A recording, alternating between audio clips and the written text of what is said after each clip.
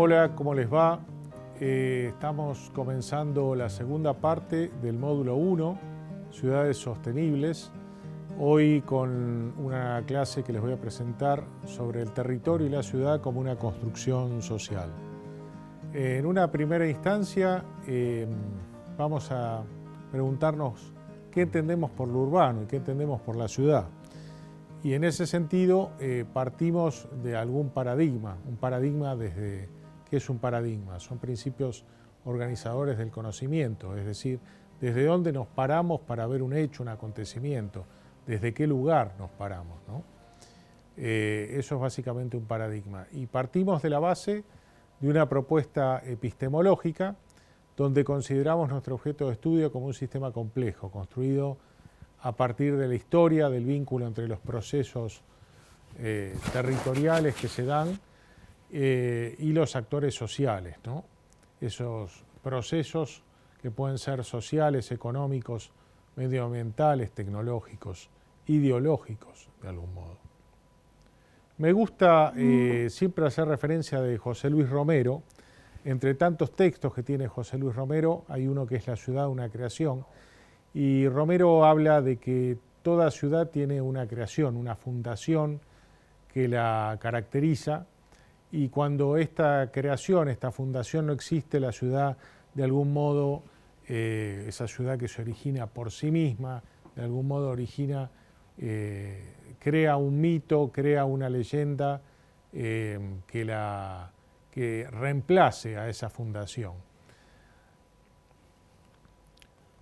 La ciudad se va a expandir no solo en lo urbano, esta ciudad de la que habla Romero pasa desde lo urbano también a lo regional y hoy en día a lo global, y en ese traspase de una dimensión a la otra es en lo que hablamos del territorio, pasamos de lo urbano a lo territorial.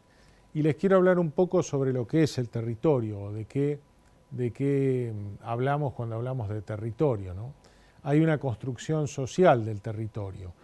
En la sociedad moderna capitalista hay un proceso de reproducción social que va emparentado con las relaciones de producción del capital y que tiene que ver con este desarrollo, esta creación de la ciudad que se va dando como una construcción social. Hablamos del espacio geográfico como un espacio físico natural, pero también como un espacio socialmente construido. A esto es lo que llamamos territorio, un espacio geográfico socialmente construido. Este espacio geográfico puede darse de algún modo como factores de producción, como recursos, o también como medios de producción, como espacios de extracción donde se extrae una fuerza productiva. Y en ese sentido es que de algún modo vamos a encontrar que el territorio se constituye como un ámbito de disputa entre grupos económicos, grupos sociales que se van a disputar ese territorio. Ese territorio va a tener espacios percibidos, espacios representados y que van a conformar ese, como dijimos, espacio socialmente construido. Viene bien acá refrescar esta definición de Alejandro Schweitzer en cuanto al territorio, que es un espacio concreto en un momento histórico determinado y con límites más o menos determinados, ¿no? Hablamos siempre de que cuando hay un territorio hay una apropiación de ese territorio, ¿no? Y hay un espacio vivido y un espacio representado y a su vez un espacio simbólico. Y este territorio tiene dimensiones multiescalares. Podemos hablar de una localidad, podemos hablar de una ciudad, podemos hablar de una región o de un estado-nación, ¿no? Y dentro de lo que hablamos del territorio también podemos mencionar lo que son las configuraciones territoriales o configuraciones histórico-territoriales, que son producto de la interacción entre la sociedad y el propio territorio en el que se desarrolla esa sociedad y que van a conformar mediante la acción de los grupos económicos y de los grupos sociales a ese territorio y a esa configuración territorial en un determinado tiempo. Acá viene bien hablar de lo que son los procesos de territorialización, desterritorialización y reterritorialización que se van dando en esta puja por el territorio, ¿no? Como ejemplo podemos mencionar, por ejemplo, la conquista de América o la conquista del desierto por parte de la etapa del positivismo liberal de fines del siglo XIX, cuando se apropia del territorio argentino que estaba en manos hasta ese momento de pueblos originarios. Hay un proceso de territorialización y reterritorialización, porque esos territorios ya no van a tener la misma configuración territorial que tenían antes.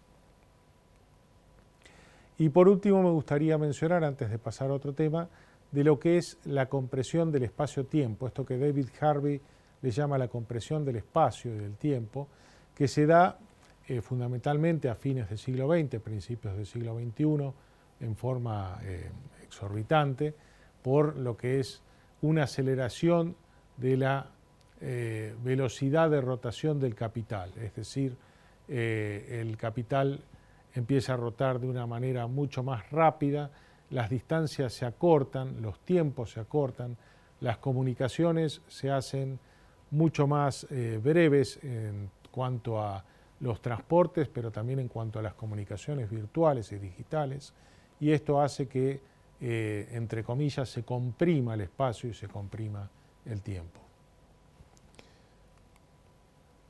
Hablemos de cultura. Cultura implica cultivar bienes y valores naturales y tiene una dimensión histórica, social, sociológica y etnológica, ¿no?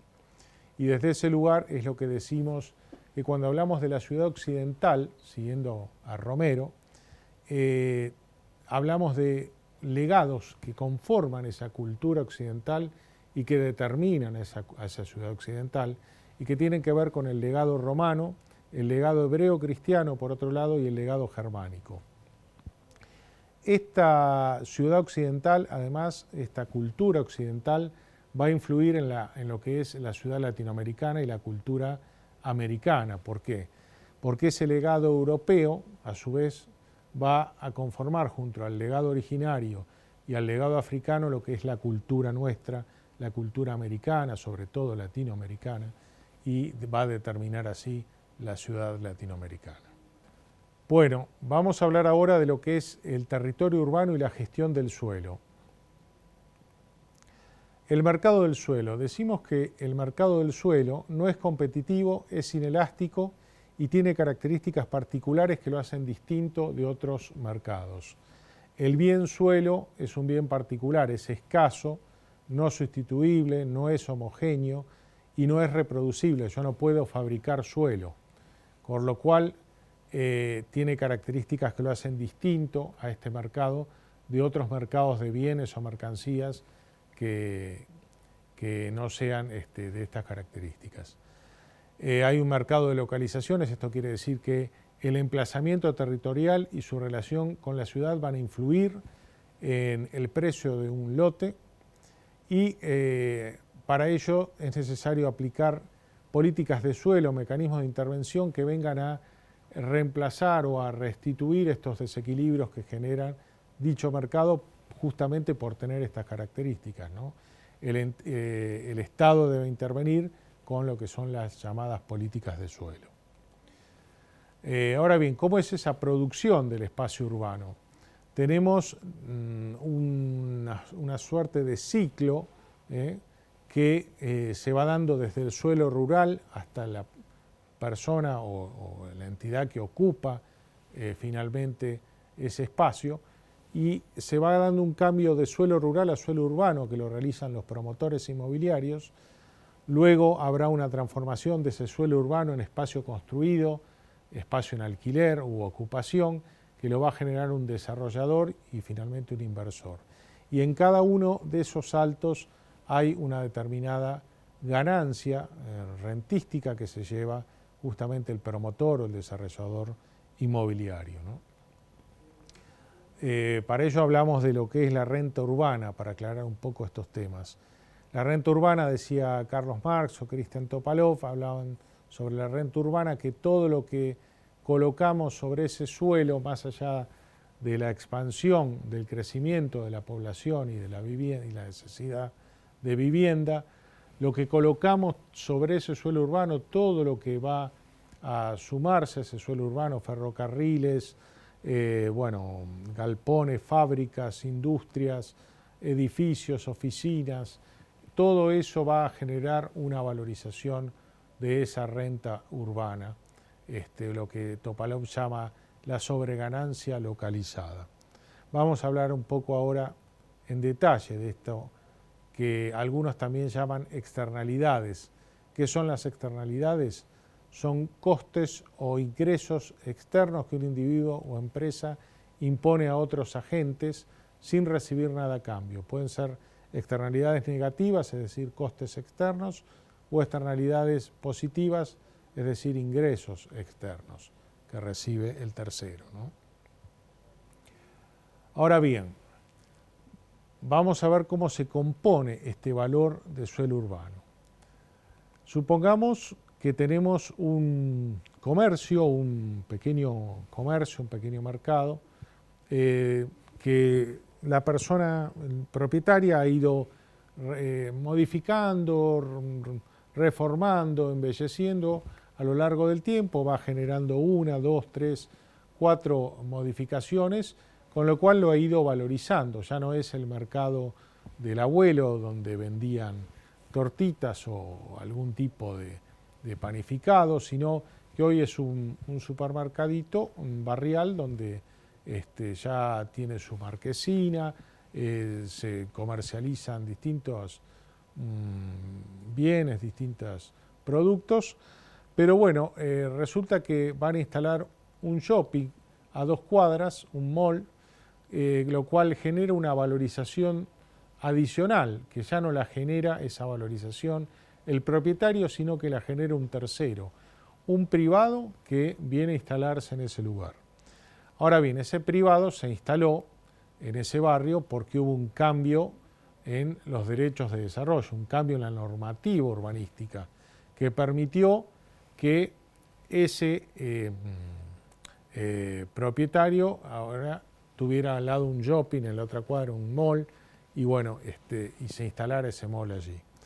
Y por último, no solo eso, sino que además hubo inversiones en obras públicas que también hicieron que gracias a esa inversión pública se instalaran nuevas redes de internet, nuevos alcantarillados, nuevos acequias, nuevas instalaciones sanitarias de agua y también de gas y todos redes eléctricas para abastecer a ese mall. Bueno, todo eso fue, esto sobre todo C y D, que vemos aquí en pantalla, tiene que ver con inversiones públicas, resultantes de inversiones públicas, o mediante acciones públicas en el cambio de normativa, en el cambio de ordenamiento territorial. Estas dos acciones son públicas, ajenas al propietario. También es ajena al propietario la instalación del mall. Y finalmente todo eso constituye un incremento total del valor del suelo. Ahora bien, esto que decimos como parte o totalidad del incremento del valor del suelo que ha sido generado por acciones ajenas al propietario, tales como inversiones en obra pública o infraestructura o cambios en las normativas, cambios en el uso del suelo, cambios en el aumento de la posibilidad de construcción, de los característicos FOS o FOT, es lo que llamamos plusvalía urbana.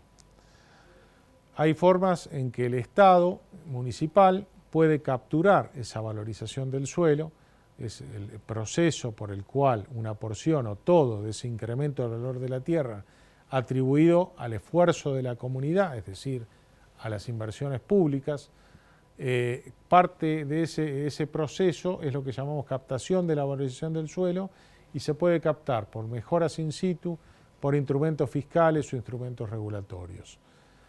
¿Cuáles son? Por ejemplo, la contribución por mejoras, la participación en la renta diferencial urbana o la participación en plusvalías, la posibilidad de generar suelo creado y vender derechos de construcción, las sesiones urbanísticas por parte de las nuevas urbanizaciones. Son todos instrumentos por los cuales el Estado municipal puede captar parte de esa valorización entonces. Bueno, ahora vamos a hablar un poco sobre la ciudad latinoamericana, la ciudad en América Latina.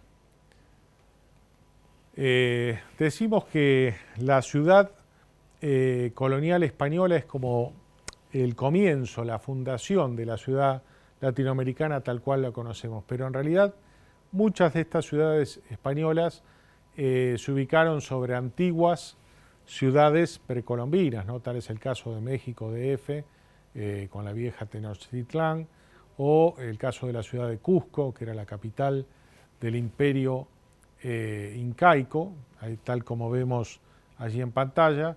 Ahí vemos las 4 regiones del Tahuantinsuyo, en que se cruzaban, digamos, se originaban esas 4 regiones en la misma ciudad de Cusco. Nuestra región, aquí en Mendoza, llegábamos, pertenecíamos al Collasuyo, acá llegaba al extremo sur de esa región sureña del imperio incaico. Sobre esa ciudad precolombina se forma esta ciudad española, la ciudad del Damero, que vemos también ahí en pantalla. La ciudad del Damero con la plaza principal, donde se encontraba la iglesia, la iglesia matriz, el cabildo y todas las instituciones principales de la colonia española. Ese damero va a acompañar a la mayoría de las ciudades españolas, a diferencia de las portuguesas, que son ciudades que se adaptan más al territorio y poseen, digamos, un tipo de estructura urbana distinta a la ciudad española. Vemos el caso aquí en pantalla, el caso de Lima, fundada en 1535, ya que Cusco no cumplía con los requerimientos necesarios que tenían los españoles, que necesitaban los españoles, que era extraer materias primas del continente y llevarlas hacia España. Entonces las ciudades que van a empezar a fundar van a ser ciudades, en muchos casos, ciudades litorales, ¿no? Caso de Lima, Santiago, que no va a ser una ciudad litoral, pero va a ser la sede de la Capitanía General de Chile, y desde allí van a venir a fundar Mendoza en 1561-1562. Posteriormente, con la formación de los estados-nación, ya durante el siglo XIX, va a haber una estructuración del sistema de poder dada por las clases dominantes y que van a generar una integración económica de ese espacio territorial, una integración social también, entre los intereses urbanos y los intereses rurales. Esto se va a dar a fines del siglo XIX, ya aquí en Argentina, en el caso de Argentina, con la conformación del Estado liberal a partir de la Batalla de Pavón de 1861, donde territorio y Estado van a determinar los llamados modelos de desarrollo. En ese caso, en los años de 60, 80, la generación del 80, de fines del siglo XIX, el Estado liberal, positivista de Julio A. Roca y bueno, la mayoría de los gobernantes del Partido Autonomista Nacional de ese entonces, ¿no? Este Estado va a conformar a través del territorio y la sociedad el Estado-Nación y, como vemos en pantalla, a través de los procesos económicos, desde una planificación de ese territorio, va a ser pensado ese territorio y a través de un modelo de desarrollo, se van a determinar las ciudades, la creación de las ciudades argentinas, que, como vamos a ver, van a estar a la vera del ferrocarril. El ferrocarril va a ser el gran estructurador del territorio en el Estado liberal desde 1860 a 1930. Allí vemos en pantalla la gran red ferroviaria argentina, a la vera de la cual se van a desarrollar las distintas localidades y grandes ciudades argentinas, van a estar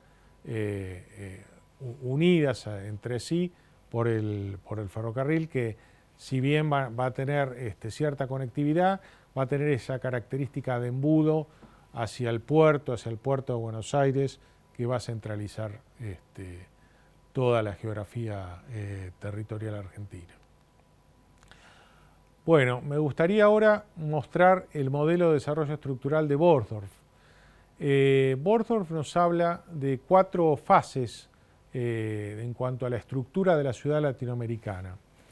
Primero tenemos una ciudad que es una ciudad compacta, una ciudad colonial, donde se desarrolla todo en torno, como vimos, en torno a la plaza central, y luego empezará esa ciudad a ir deformándose. La ciudad liberal va a ser una ciudad más lineal, se va a empezar a expandir hacia los exteriores de la ciudad, hacia los alrededores, y luego vendrá lo que Boston llama la ciudad polarizada, ya durante el siglo XX, y hacia fines del siglo XX la ciudad fragmentada, ¿no? Que coincide más con el Estado neoliberal. Una ciudad donde aparecen, bueno, los grandes desequilibrios o los grandes diferencias entre segregaciones socioespaciales y socioterritoriales, ¿no? Va a haber una ciudad global posmoderna, una ciudad que se va a reproducir en distintas metrópolis, ligada al capitalismo transnacional, como dice Zunkel, un capitalismo subordinado y un capitalismo informal. Bueno, cada uno de estos capitalismos que menciona Zunkel allá por los años 90 van a dar lugar a un tipo de ciudad, la ciudad global posmoderna, como dijimos, la ciudad tradicional moderna, más emparentada al siglo XIX, principios del siglo XX, la trama tradicional, y la ciudad informal, con el capitalismo informal que se acomoda en los intersticios que van dejando las otras 2 ciudades. Esta ciudad neoliberal va a estar ligada a los grandes proyectos urbanos, a los enclaves urbanos, a las áreas tradicionales rezagadas como contrapartida, urbanizaciones cerradas en las periferias y desigualdad y segregación social territorial. Aquí vemos, por ejemplo, en pantalla lo que es el gran nudo de Panamericana y General Paz en Buenos Aires, donde, bueno, se van desarrollando nuevos enclaves urbanos con un gran mall allí, centros de oficinas, que van como desplazando al resto de la ciudad tradicional que vemos alrededor, ¿no? Es la llamada ciudad en la autopista, ¿no? La ciudad Peter Hall, el urbanista inglés Sir Peter Hall, hablaba de la ciudad en la autopista, ¿no? Y esta combinación entre autopistas y suelo termina generando, bueno, las urbanizaciones cerradas que promueven los promotores inmobiliarios en torno a este modelo de ciudad. Un modelo de ciudad que surge allá en Estados Unidos por los años 30, 40 con el boom del automóvil y que va a tener su correlato también en nuestras ciudades latinoamericanas. Hablemos ahora de hábitat, ciudad y hábitat. ¿Cómo se logra el acceso al hábitat en América Latina? Algunos autores como Eduardo Rece o Juan Duarte nos hablan de que este acceso al hábitat se da de 3 maneras en América Latina: a través del mercado, es decir, los sectores sociales altos y medios tienen acceso a través del mercado a una vivienda; los sectores medios y bajos a través del Estado, de alguna posibilidad que el Estado les da para acceder a alguna vivienda; y los sectores descartados, como dice Francisco, los descartados de la sociedad a través de la necesidad, se van acomodando en los intersticios que va generando esta ciudad neoliberal, ¿no? Esta ciudad es una ciudad desigual, es una ciudad que genera grandes enclaves, pero a la vez va como descartando a todos estos sectores que se van acomodando según la necesidad en distintos espacios que van quedando a la deriva, por lo general espacios que generan grandes conflictos ambientales y grandes conflictos sociales, socioambientales, podemos decir, en esos espacios, ¿no? Bueno, algunos datos para repasar. América Latina es el continente más desigual del planeta y además es uno de los continentes más urbanizados.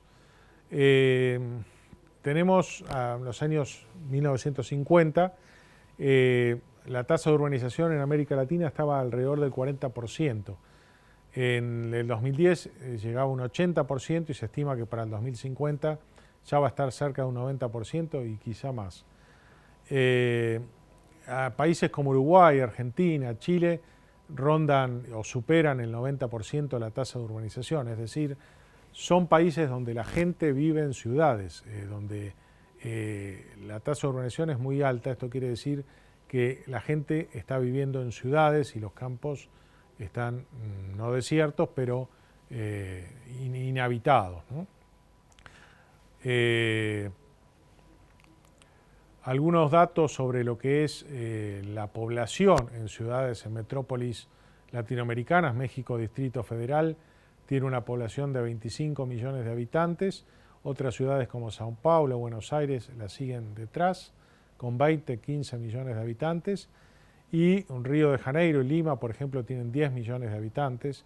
Y ciudades como Santiago, Bogotá, Caracas o Belo Horizonte están en los 5 millones de habitantes, ¿no?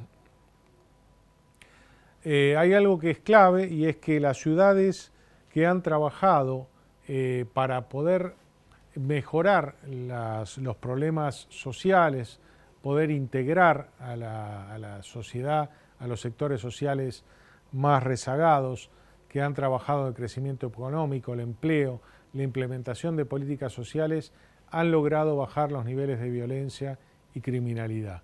Esto ocurre en varias ciudades de América Latina. Distintos países han aplicado estas políticas y organismos multilaterales como el BID o el Banco de Desarrollo, la CAF, o la CEPAL, siguen muy de cerca esto y realmente está comprobado que es así. Es decir, trabajar en achicar las brechas sociales y socioterritoriales fundamentalmente disminuye los niveles de inseguridad, de violencia, de marginalidad. Bueno, hay un tema que es urbanización y cambio climático. Las ciudades son las más afectadas por el cambio climático. Los fenómenos, las consecuencias del cambio climático que se viene dando sobre todo en los últimos 40, 50 años y más enfáticamente en los últimos 20, 30 años, van a afectar principalmente a las ciudades. Fenómenos como las sequías, las tormentas severas, las grandes lluvias, inundaciones, el ascenso de los mares, todo esto va a afectar notablemente a las ciudades y principalmente dentro de las ciudades a los sectores sociales más vulnerables, a los sectores más afectados van a ser aquellos que justamente, como veíamos antes, viven en los intersticios, viven en los márgenes, en las periferias, donde están más vulnerables ante estos fenómenos, ¿no?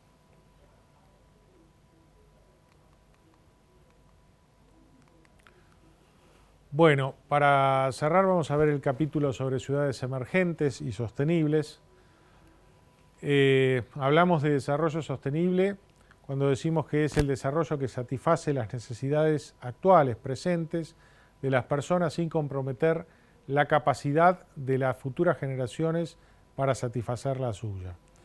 Hay un equilibrio entre lo que es la dimensión social, económica y ambiental del desarrollo sostenible. Hablamos de la agenda urbana local y decimos que las políticas, las estrategias de políticas públicas, estrategias de gobierno, deben estar enfocadas para la efectividad en el desarrollo, como dice el BID, y esto nos lleva a trabajar en lo que es la sostenibilidad urbana. Hay una agenda local y políticas públicas que tiene que ver con la sostenibilidad urbana, la gestión integral del desarrollo territorial y la gestión pública para resultados en el desarrollo. La sostenibilidad urbana tiene que ver con proveer calidad de vida para los habitantes de nuestras ciudades latinoamericanas. sin comprometer a las generaciones futuras, fundamentalmente, tanto en la utilización de los recursos materiales y financieros como en el medio ambiente. ¿Y qué nos dice el BID respecto a la gestión de esta sostenibilidad urbana? Bueno, tener en clave tres cosas: el desarrollo urbano integral, la gestión de riesgo de desastres y cambio climático y la sostenibilidad económica y fiscal. El gobierno de la ciudad, de algún modo, tiene que tener en cuenta tres factores que son la gobernanza territorial en la ciudad, la accountability, es decir, la responsabilidad que le cabe a cada uno, y la transparencia, y la gobernabilidad metropolitana. Esto es muy importante, es la necesidad de abordajes integrales de problemáticas metropolitanas, sobre todo en ciudades como la nuestra, como Mendoza, o Córdoba, o Santiago, Buenos Aires, etc. La gobernanza puede definirse como un sistema de reglas formales, como vemos allí en pantalla, e informales, que configuran un marco institucional para la interacción entre diferentes actores públicos o privados en el proceso de toma de decisiones. No tiene que ver algo con exclusivamente público, sino con esa interacción que se da con los actores sociales que conforman parte de la ciudad, ¿no? Esto genera a su vez otro estilo de gobierno, un estilo más participativo, más colaborativo con el resto de la sociedad. Bueno, como dijimos, las soluciones pueden venir de medidas de mitigación o medidas de adaptación. Las medidas de mitigación fundamentalmente tienen que ver con reducir las emisiones de gases de efecto invernadero, potenciar, mantener, crear y mejorar sumideros de carbono, y medidas de adaptación, moderar o evitar daños e impactos asociados al cambio climático, reducir vulnerabilidad y aprovechar oportunidades beneficiosas, como pueden ser, por ejemplo, el uso de energías renovables, como vemos allí en la fotografía, la posibilidad de la utilización de placas fotovoltaicas, generadores eólicos, todo tipo de energías que puedan contribuir al medio ambiente, la posibilidad de forestación en zonas que han sido arrasadas por algún fenómeno meteorológico. El reciclaje de residuos es una acción bastante importante porque incide en distintos puntos, no solo en el medio ambiente terrestre, sino también en todo lo que va a parar al mar de todos estos residuos. Entonces, hoy es urgente encarar medidas que trabajen sobre la gestión integral del residuo sólido urbano. La plantación de plantas xerófilas en el caso de Mendoza, trabajar con este tipo de vegetación en una zona donde en muchos casos no hay riego, y una forma es encarar este tipo de soluciones. Y por último, lo que decimos es integrar la planificación urbana, el desarrollo urbano, a la gestión de riesgo ante cambio climático. Ambas cosas integradas como una planificación y gestión integral del territorio y de la ciudad. Hay varias iniciativas del BID que son interesantes ver. Una es, por ejemplo, las ciudades emergentes y sostenibles, la iniciativa Ciudades Emergentes y Sostenibles, que se ha desarrollado, por ejemplo, aquí en la ciudad de Mendoza, mayores oportunidades de corregir el patrón existente de desarrollo, obteniendo un mayor impacto. Quiere decir que estas ciudades tienen mayores posibilidades de cambiar, mayores posibilidades de mejorar. Son ciudades que van entre los 100.000 y los 2 millones de habitantes, y que ya se ha desarrollado esta iniciativa en distintos lugares de América Latina, en distintas ciudades. Y otra es el programa DAMI, que se ha desarrollado también aquí en Mendoza. Ya lleva 3 gestiones nacionales, es una creación argentina, el DAMI, que algunos países ya la están queriendo copiar, también a través del banco, y bueno, que tiene como objetivo fundamentales generar iniciativas de gobernabilidad metropolitana, de competitividad territorial a nivel metropolitano, generando cierta institucionalidad a nivel metropolitano, que es tan importante para ciudades como el caso de la nuestra, de Mendoza, pero también de Córdoba, de Buenos Aires o otras ciudades con características de metrópolis, ¿no? Donde, como vemos el caso de Santa Fe, por ejemplo, o Rosario, hay distintos distritos, el caso de Rosario hay como una treintena de localidades que conforman junto a Rosario ese ente de coordinación metropolitana. Estos dos casos son entes de coordinación con una institucionalidad ya muy marcada, muy desarrollada, y en el caso de Mendoza tenemos el caso de Unicipio, que si bien no es un ente de coordinación, es una institución que depende de una Secretaría de Gobierno, de la cual bueno, se van desarrollando políticas a nivel metropolitano y de gestión metropolitano junto a los municipios, ¿no? Algunas reflexiones finales. Bueno, como reflexión final, decir que la ciudad latinoamericana no es ajena a los procesos globales que se han dado a lo largo de los últimos 200 años a nivel mundial. La ciudad latinoamericana, muchos dicen que es un laboratorio, es un experimento de la modernidad. El territorio latinoamericano es un experimento de la modernidad. Tiene mucho de esa ciudad en la autopista, de esa ciudad moderna, pero también mucho de esa ciudad del siglo XIX, de la ciudad liberal, y bueno, esa gran conjunción genera esta ciudad latinoamericana que hoy nos trata aquí, nos encuentra para hablar de ella en este tramo. Muchas gracias y espero que les haya gustado la charla.